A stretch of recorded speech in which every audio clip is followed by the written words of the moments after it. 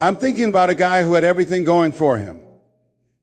He went to Harvard, became a lawyer, joined a large prestigious law firm, married the perfect wife, had children, and guess what? He was going through the motions day in and day out, but it wasn't giving him what he wanted out of life. He was going through an act. He was acting on a road, and one day he couldn't get out of bed. He was just there in bed, couldn't get up, paralyzed. They called the doctors, and they looked at him, examined him from head to toe, and said, there's nothing physically wrong with him. Get up, John, come on, get up, they said. But he couldn't get up. He stayed like that for months. He had to take therapy. You see, there was this ease, this conflict in his body. Many times when life calls on us to change and to grow and to expand, we say, no, I don't want to hear that. No, we resist it. We resist that change, that growth. We go back to that lifestyle of mediocrity. We resist it because we want to go back to sleep. What is the focus of your life? What is the focus of your life? In life, you have a critical option. You can take a stand in your life, or you can follow the crowd. See, people who follow the crowd, their lives are not focused. They're not immersed in anything. People who take a stand are living a life that has power, a life of achievement, a life that has meaning.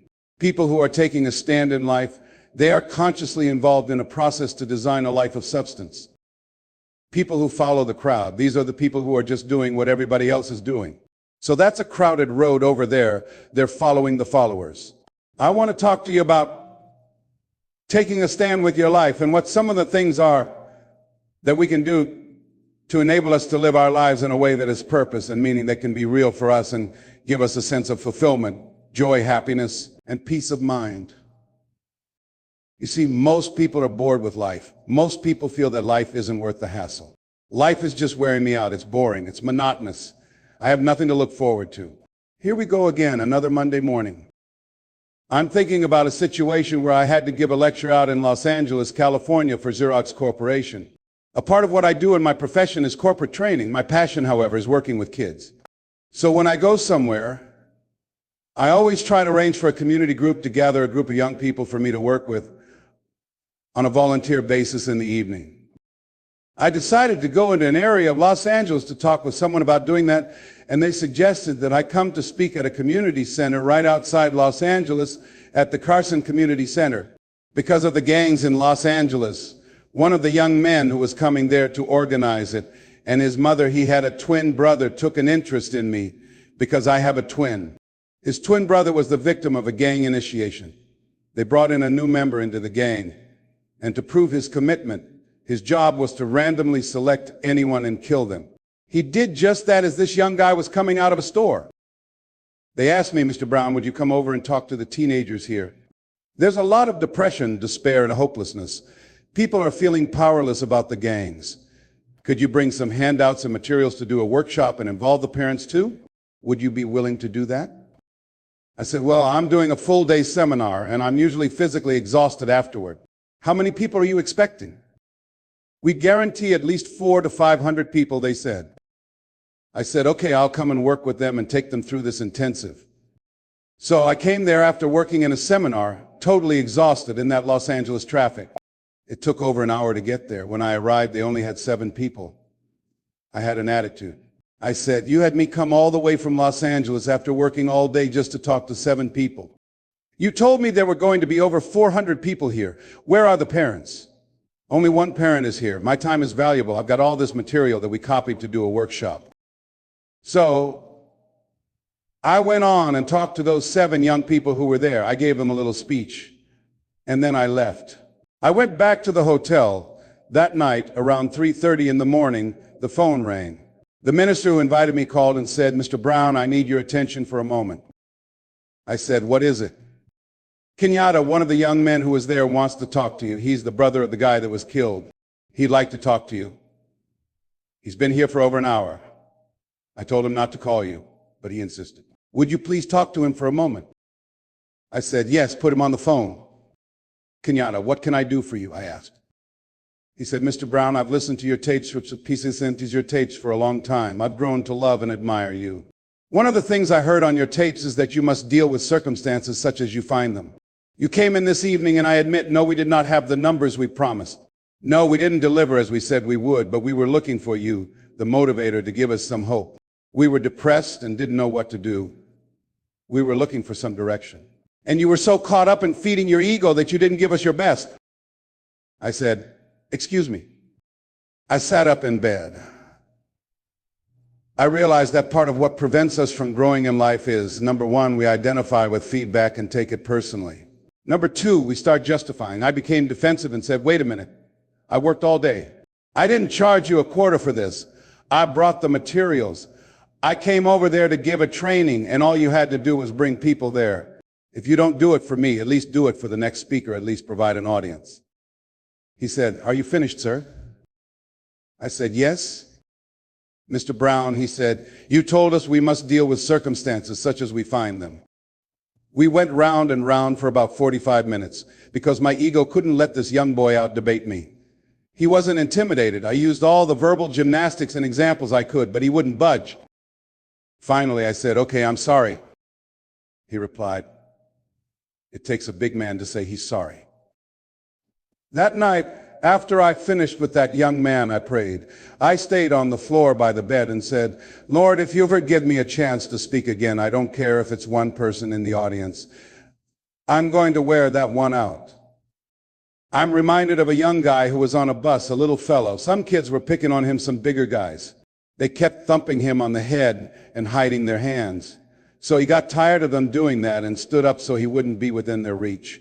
They said, sit down. He said, no, I don't want to sit down. They pushed him back down. Sit down. Didn't we tell you? I don't want to sit down, he said. They pushed him again. Sit down. But he looked at them and said, you might hold me down, but I'm standing up inside myself. What we have to know is that there's something about us of power in you that, regardless of what happens to you, you can stand up inside of yourself. I think that's what the poet meant when he said, out of the night that covers me, black as the pit from pole to pole, I thank whatever gods there may be for my unconquerable soul. You have an unconquerable soul. Don't try to cut a bargain with life. Life is not Donald Trump. Life will not give you any special deals. Because you maintain a sense of integrity, you've got to do what you do not because of any ulterior motives, not because you're going to get some special benefit or treatment from the universe. No. It doesn't mean that somebody might not steal your car while you're trying to do good for somebody else. No, there won't be any special light around your car. They will take your car too. All the good things you do, you've got to do because that expresses who you are, and for no other reason. They might not have a banquet to recognize you or give you a special little plaque and dedicate a day in your name. No, you do what you do because that's you. The next thing is to dedicate your life to something. Dedicate your life to a cause larger than yourself. See, if you dedicate your life to a cause larger than yourself, you're not following the crowd. See, if your life is not dedicated to something of value, and I like what Howard Thurman said, he said, the quality of life is often determined by that to which the individual is dedicated. If the dedication of the life is vague and diffused, the quality is apt to be poor and weak. There is much to be said for the intensity of life. See, most people are not intense about living. Most people are very casual about life. They haven't found anything to become intense about. So when you dedicate your life, you don't care about the odds. Somebody said, when the dream is big enough, the odds don't matter. See, when you dedicate your life, you bring on a special power. There's a power in you that people's circumstances, events, I'm not talking about the physical you, I'm talking about the real you, the indestructible, invincible, perfect essence of who you really are can bring a government to its knees. That power can change the course of history. When you dedicate your life like a Nelson Mandela, who has decided to sacrifice his freedom, he could have said whatever the government wanted him to say and then been let go free.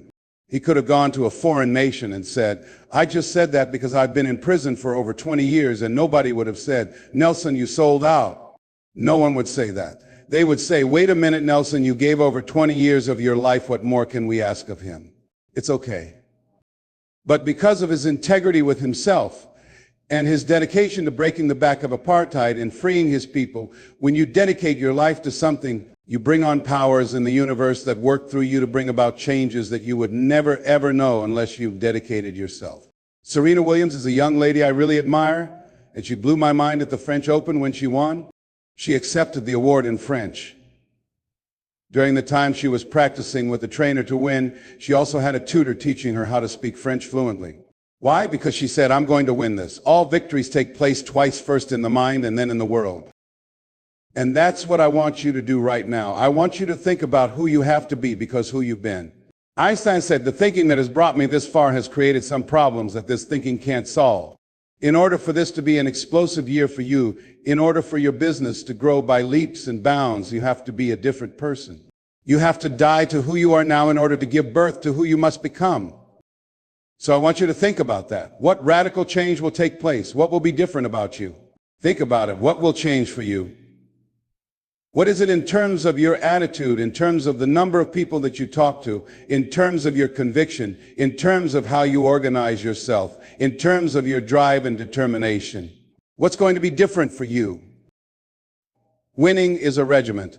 It's a routine that you get involved in. I have a habit of reading 30 to 40 pages of something positive every day. Most people never achieve their goals because their heads are filled with head trash, and they are victims of what I call weapons of mass distraction. They're distracted by things in this world that won't take them toward their dream.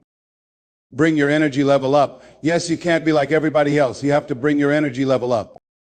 You have to have a vision. There's a difference between having the vision and the vision having you. You can't listen to the naysayers. You don't want to spend time trying to convince somebody to do this business. A person convinced against their will is of the same opinion still. You've got to be convicted in your spirit. I'm going to do this. I'm going to make this happen. I'm going to achieve my goals. You've got to be determined. You've got to say to yourself, I'm greater than my circumstances. I'm greater than what I'm going through right now. All of us go through something. It's called life. It's called stuff. Charles Adall said, in life, you will always be faced with a series of God-ordained opportunities brilliantly disguised as problems and challenges. See it as something that's testing you. Things are going to happen to you in order to have a fulfilling life, knowing that things are going to happen. Expect the unexpected. Whatever happens to you, use everything for your upliftment, learning, and growth. Everything that happens, use it for your upliftment, learning, and growth in the midst of it. Ask, what can I learn from this? What can I get from this? How did I end up here?